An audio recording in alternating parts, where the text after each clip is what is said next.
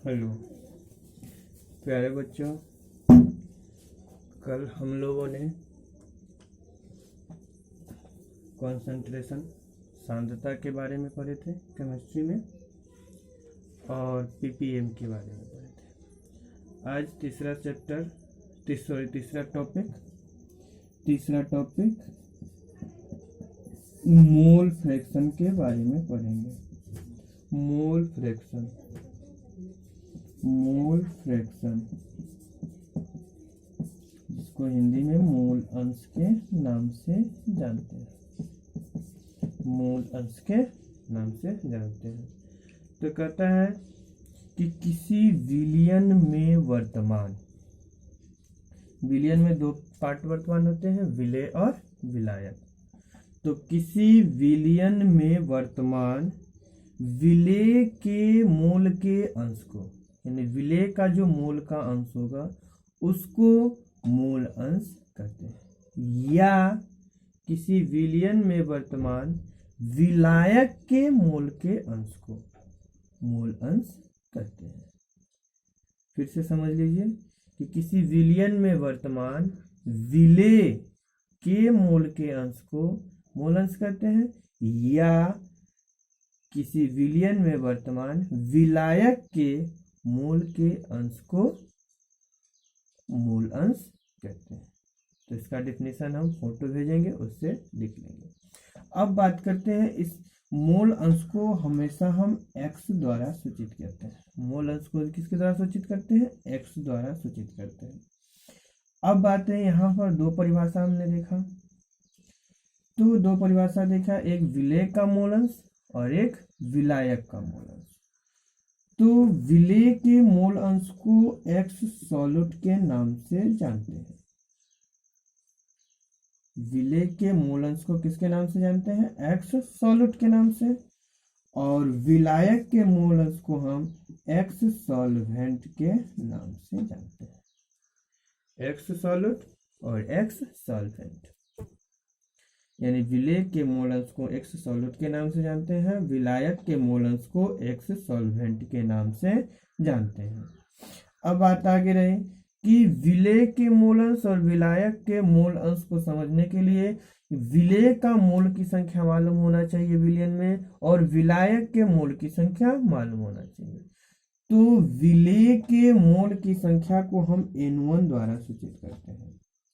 विलेय के मोल की संख्या को किसके द्वारा सूचित करते हैं? N1 द्वारा। और विलायक के मोल की संख्या को हम किसके द्वारा सूचित करते हैं? N2 द्वारा। विलेय के मोल की संख्या को N1 द्वारा और विलायक के मोल की संख्या को N2 द्वारा हम सूचित करते हैं। तो x सॉल्यूट बराबर फॉर्मूला हो जाता है, क्योंकि यह विलेय का मोल अंश है, तो N1 बटा N1 प्लस N2।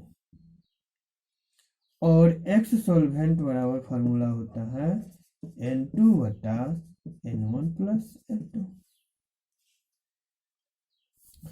अब हमें किसी विलयन में मोल अंश निकालने के लिए सबसे पहले विलेय और विलायक के मोल की संख्या पता होना चाहिए, जो हम आगे क्वेश्चन में चर्चा करेंगे। अब पहले बात करते हैं, अब इस दोनों को आप रॉप में जोड़ेंगे तो इसका योगफल 1 आता है।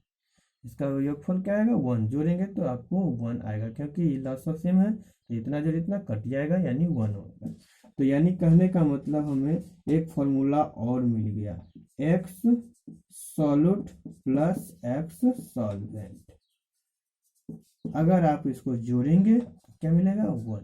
तो एक फॉर्मूला तो हमें यह मिल गया, दूसरा फॉर्मूला हमें यह मिल गया, तीसरा फॉर्मूला हमें यह मिल गया।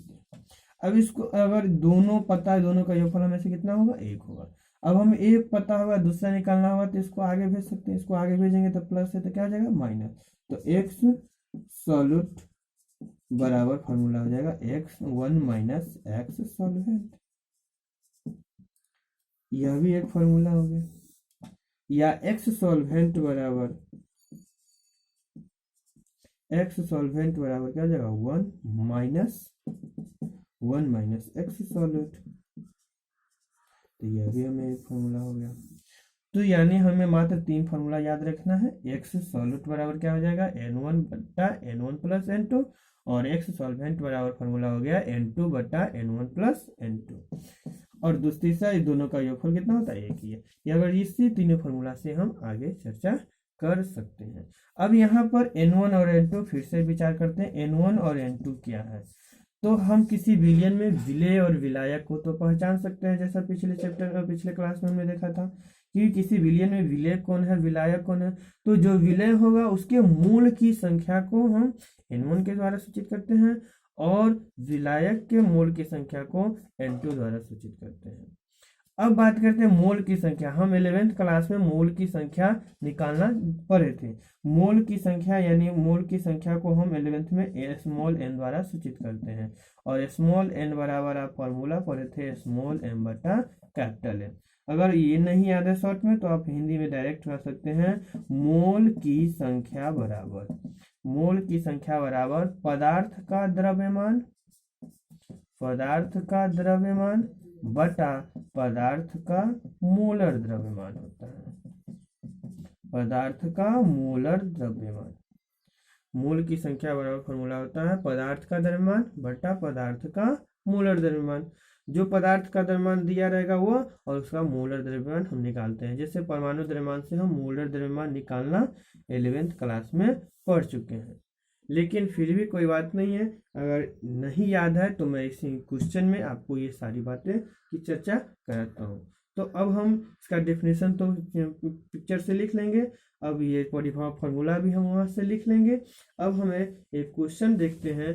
क्वेश्चन में है, जो मैं पिक्चर में भी भेज दूंगा, क्वेश्चन में है 4 ग्राम NaOH को 4.5 ग्राम जल में घोला गया। यानी कहता है कि 4 ग्राम NaOH को 4.5 ग्राम जल में घोला गया, तो विलेय एवं विलायक के मोल अंश ज्ञात कीजिए। विलेय एवं विलायक के मोल अंश ज्ञात करना है। अब बात कीजिए कौन कहाँ घुला हुआ है, यानी NaOH घुला हुआ है कितना ग्राम, 4 ग्राम घुला हुआ है। किसमें घुला हुआ है, तो जल में। कितना ग्राम जल में, तो जल दिया हुआ हमें 4.5 ग्राम। ज्यादा कौन है, ये, और कम कौन है, ये। तो स्पष्ट है कि ये हमारा विलेय हो जाएगा, ये हमारा विलायक हो जाएगा। तो विलेय के मोल की संख्या हमें सबसे पहले निकालना होगा और विलायक के मोल की संख्या निकालना होगा। विलेय के मोल की संख्या N1 होगा और विलायक के मोल की संख्या N2 होगा। तो सबसे पहले हमें विलेय का मोल की संख्या निकालने के लिए विलेय का द्रव्यमान जो दिया हुआ है और विलेय का मोलर द्रव्यमान हमें मालूम होना चाहिए। तो विलेय हमारा ये हो जाएगा और विलायक हमारा ये हो जाएगा। तो अब हम इसमें निकालेंगे। तो सबसे पहले हम NaOH का द्रव्यमान को, ये तो हमारा क्वेश्चन के समझने के लिए लिखे हैं। अब सवाल बनाएंगे तो सबसे पहले हम लिखेंगे NaOH का द्रव्यमान। NaOH का द्रव्यमान कितना दिया हुआ है, 4 ग्राम। अब NaOH का मोलर द्रव्यमान निकालेंगे। मोलर द्रव्यमान हम निकालना 11th क्लास में सिखाया था। NaOH सोडियम का कितना होता है परमाणु द्रव्यमान, 23। ऑक्सीजन का कितना होता है, 16। और हाइड्रोजन का कितना होता है, 1। जोड़ेंगे तो कितना हो जाएगा, 40। और इसको जब ग्राम में बदल देंगे तो क्या हो जाएगा, मोलर द्रव्यमान। तो NaOH का द्रव्यमान 4 ग्राम हो गया, NaOH का मोलर द्रव्यमान 40 ग्राम हो गया। अब हम विलेय के मोल की संख्या को किससे सूचित करते हैं, N1 से। तो N1 बराबर क्या फॉर्मूला, अभी मोल की संख्या निकालने के लिए इससे पिछले बताए थे, पदार्थ का द्रव्यमान बटा पदार्थ का मोलर द्रव्यमान। तो पदार्थ का द्रव्यमान ये है और पदार्थ का मोलर द्रव्यमान ये है, यानी N1 बराबर क्या हो जाएगा हमारा, यानी फॉर्मूला भी लिख सकते हैं पदार्थ का द्रव्यमान बटा पदार्थ का मोलर द्रव्यमान। तो पदार्थ का द्रव्यमान हमें दिया हुआ है 4 ग्राम और पदार्थ का मोलर द्रव्यमान हमें दिया हुआ है 40 ग्राम। ग्राम से ग्राम कट गया, 4 से ये कट जाएगा 10, यानी 1/10, यानी कहने का मतलब 0.1। यानी N1 का मान क्या आ गया, 0.1। N1 का मान क्या आ गया, 0.1। अब हम क्या निकालेंगे, जल। N2 का मान निकालें। N2 का मान यानी विलायक का मोल की संख्या, तो विलायक के मोल की संख्या यानी विलायक क्या है, जल है, तो जल का द्रव्यमान हमें कितना दिया हुआ है, 4.5 ग्राम। जल का द्रव्यमान हमें कितना दिया हुआ है, 4.5 ग्राम। अब हम जल का मोलर द्रव्यमान